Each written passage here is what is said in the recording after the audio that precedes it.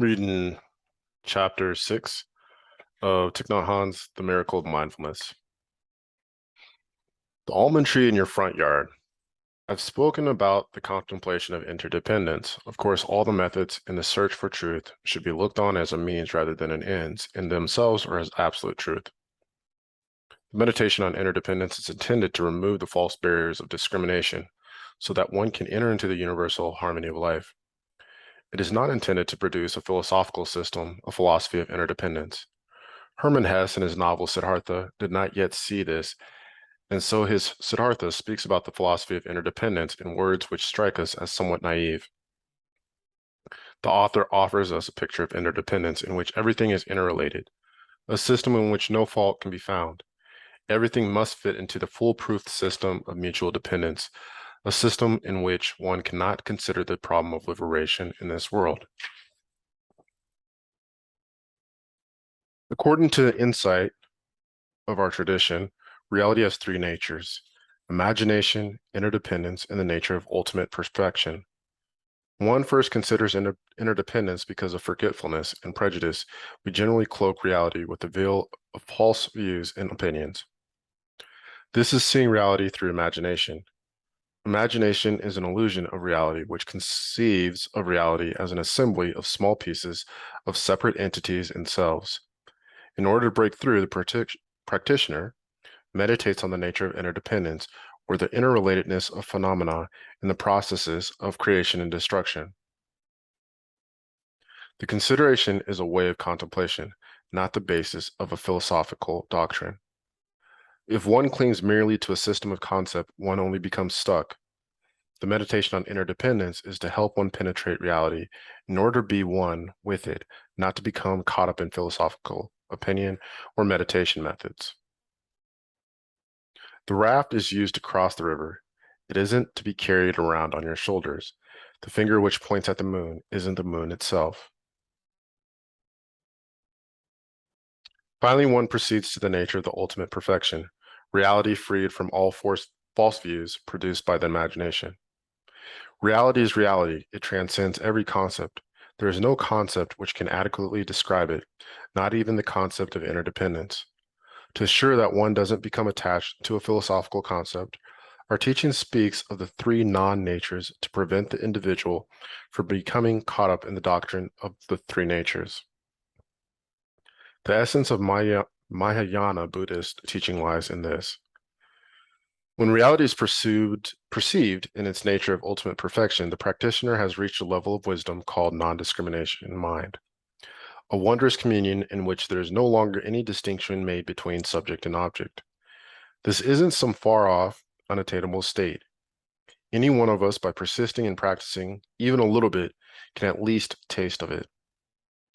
I have a pile of orphan applications for sponsorship on my desk. I translate a few each day. Before I begin to translate a sheet, I look into the eyes of the child in the photograph and look at the child's expression and features closely. I feel a deep link between myself and each child, which allows me to enter a special communion with them. While writing this to you, I see that during those moments and hours, the communion I have experienced while translating the simple lines in the application has been a kind of non-discrimination mind. I no longer see an I who translate these sheets to help each child. I no longer see a child who receives love and help. The child and I are one. No one pities, no one asks for help, no one helps. There is no task, no social work to be done, no compassion, no real special wisdom. These are moments of non-discrimination mind. When reality is experienced in its nature of ultimate perfection, an almond tree that be in your front yard reveals its nature in perfect wholeness. The almond tree is itself truth, reality, your own self. Of all the people who have passed by your yard, how many have really seen the almond tree? The heart of an artist may be more sensitive. Hopefully he or she will be able to see the tree in a deeper way than many others. Because of a more open heart, a certain communion already exists between the artist and the tree. What counts is your own heart. If your heart is not clouded by false views, you will be able to enter into natural communion with the tree. The almond tree will be ready to reveal itself to you in complete wholeness. To see the almond tree is to see the way. One Zen master, when asked to explain the wonder of reality, pointed to a cypress tree and said, "Look at the cypress tree over there." The voice of the rising tide. When your mind is liberated, your heart floods with compassion. Compassion for yourself for having undergone countless sufferings because you were not able to relieve yourself of false view, hatred, ignorance, and anger. And compassion for others because they do not yet see and so are still imprisoned by false views, hatred, and ignorance, and continue to create suffering for themselves and for others. Now you look at yourself and others with the eyes of compassion, like a saint who hears the cry of every creature in the universe and whose voice is the voice of every person who has seen reality in perfect wholeness. As a Buddhist sutra, here's the voice of the Bodhisattva of compassion.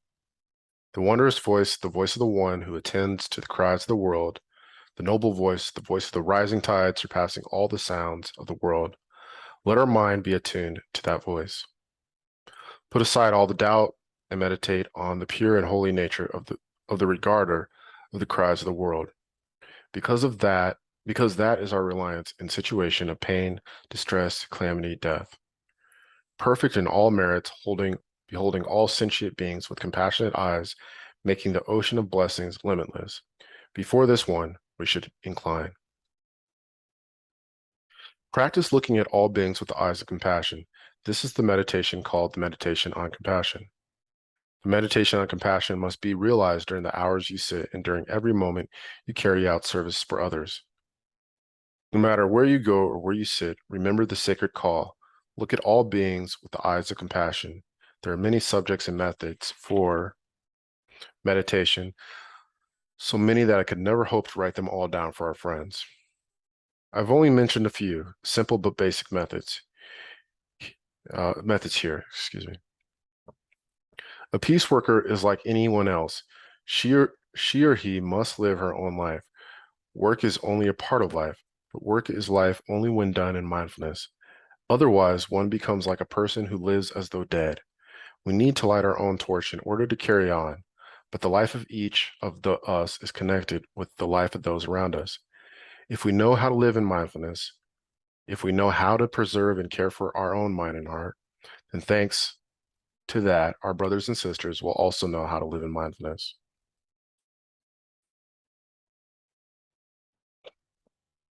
I'm going to go ahead and stop there. I'll read the second part of chapter 6 later. Thank you.